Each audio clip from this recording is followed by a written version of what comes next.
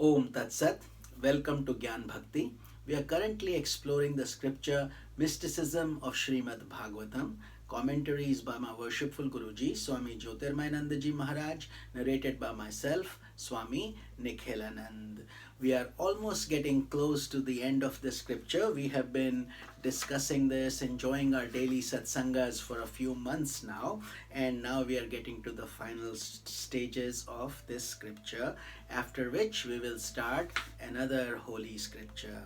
But today we will be discussing the departure from earth of Krishna and his relatives. So even all the avatars who do come on the earth plane eventually depart. Many years had passed since the destruction of the Kauravas in the Mahabharata war, and the righteous Pandavas enjoyed a harmonious rule in Hastinapur while Krishna continued to rule his kingdom at Dwarka. One day Krishna thought within himself, the main purpose for which I had incarnated has been accomplished. I have rid the earth of its burden. Further, all these thousands of powerful relatives of mine, the Yadavas, have also fulfilled the purpose of their existence. It is time for me to work out their destruction. Let me retire from this world along with all these manifestations of mine.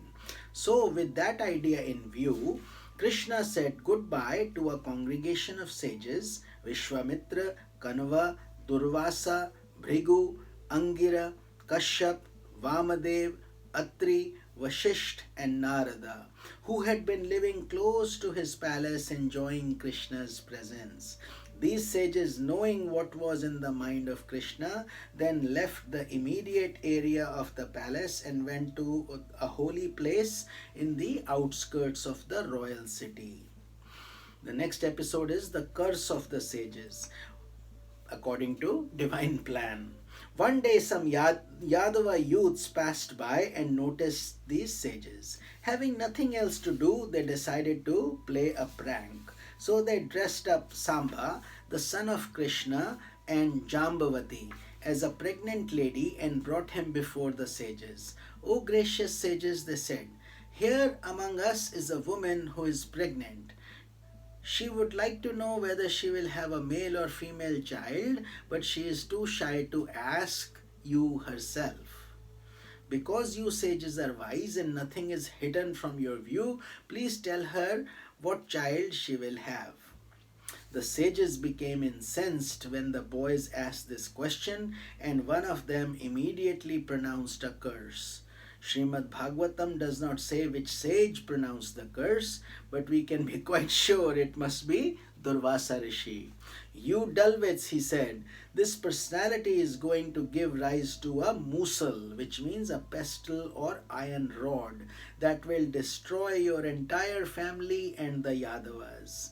These young men had never really intended to arouse the wrath of the sages, but merely to play a joke on them.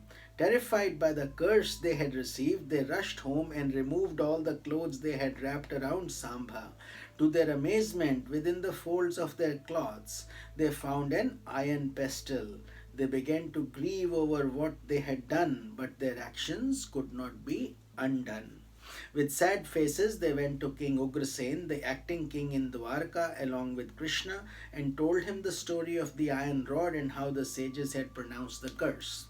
Ugrasen immediately ordered that rod to be ground into powder and thrown into the ocean. So the rod was ground up except for one little fragment that could not be ground any further.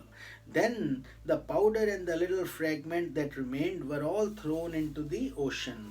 By doing so, they hoped to nullify the curse that the Yadavas had received from the sages. However, once a karmic process guided by divine will is in motion, it cannot be withdrawn.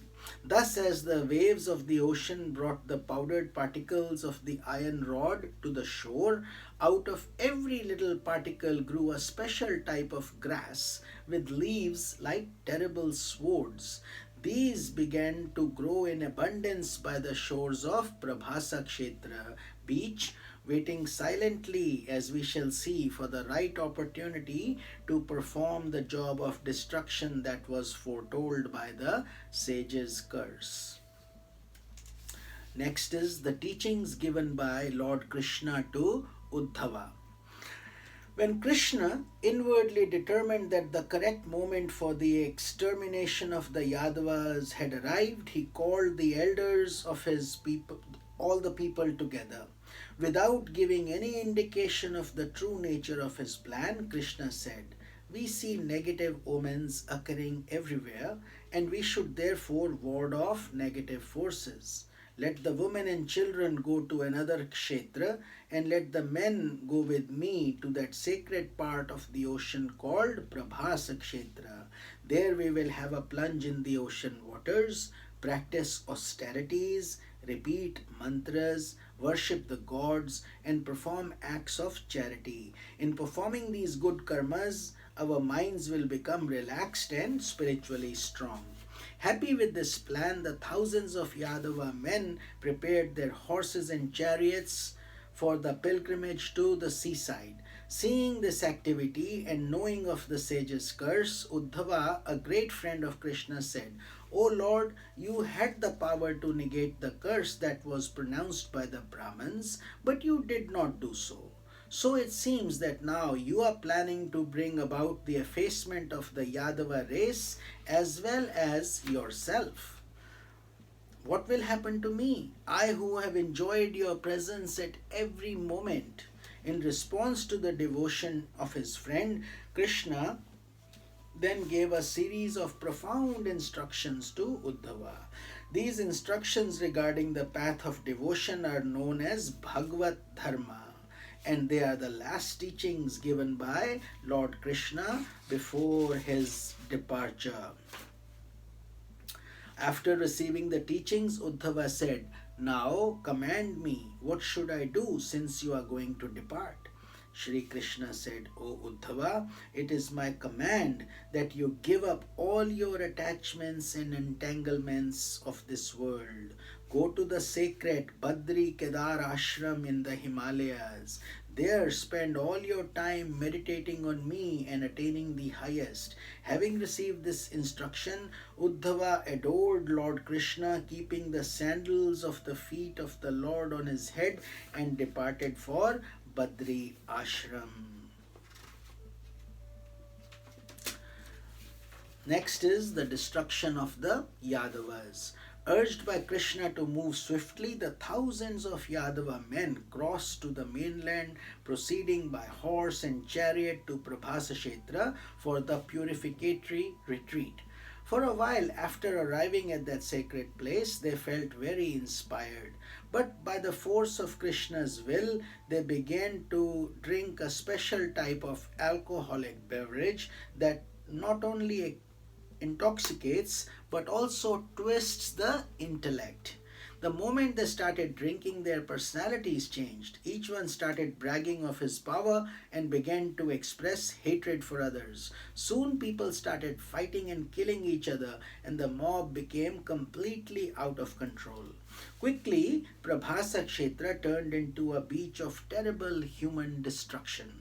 When the men had used up all their arrows and weapons, they started plucking those unique grasses generated from the powdered mussel growing by the shore to use as weapons. The power generated by each leaf was as infallible as Indra's thunderbolt.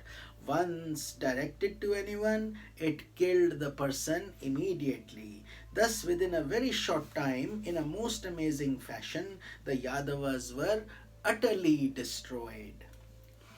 Next is the departure of Balarama. After seeing the destruction of all those great men, Balarama seated himself by the ocean and entered into deep meditation. By his will, he brought his earthly existence to an end, and in his spirit merged in the Absolute.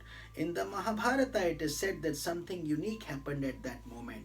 From Balram's body, breaking the crown of his head, 1,000 hooded snake emerged and ascended to heaven. That imagery surrounding the death of Balarama is designed to illustrate that he was an incarnation of Sheshnag, the 1,000-hooded serpent upon which Lord Vishnu rests. You must have seen those pictures of Lord Vishnu. Sheshnag represents the cosmic mind upon which the divine self reclines, as it were, in the milky ocean of eternity.